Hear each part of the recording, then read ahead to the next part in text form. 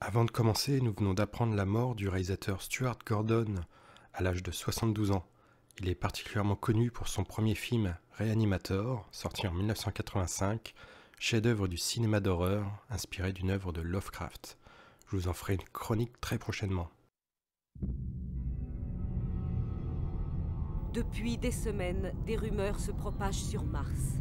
Elles nous viennent de nos avant-postes les plus reculés et s'étendent de ville en ville. Une chose qui était enterrée depuis des siècles vient de ressurgir.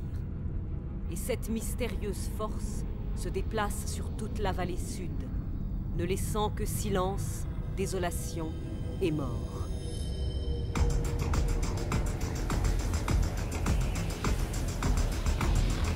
La semaine dernière, je vous avais emmené au fin fond de la galaxie à bord du Dark Star de John Carpenter. Depuis, nous sommes revenus dans notre système solaire, pas encore sur Terre. Nous voici sur la planète rouge, poursuivis par une armée de fantômes sanguinaires.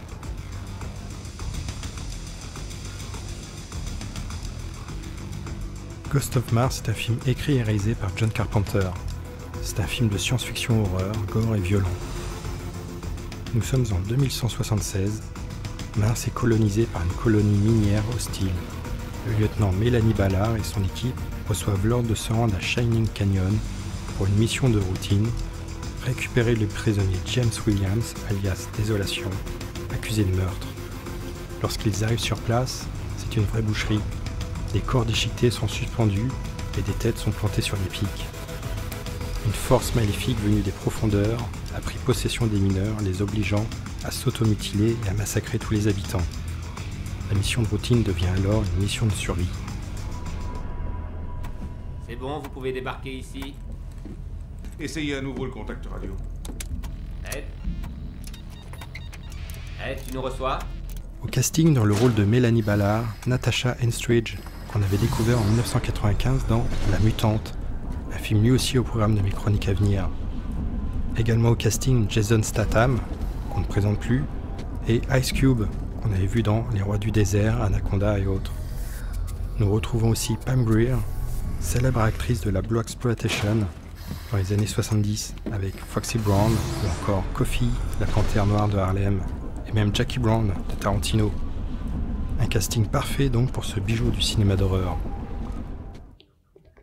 Sorti en 2001, Ghost of Mars est pour moi le dernier film de John Carpenter. Il n'a depuis réalisé qu'un seul film, The Ward, en 2010, mais qui est loin d'être représentatif du style et du talent de Carpenter. Je viens d'avoir le cartel.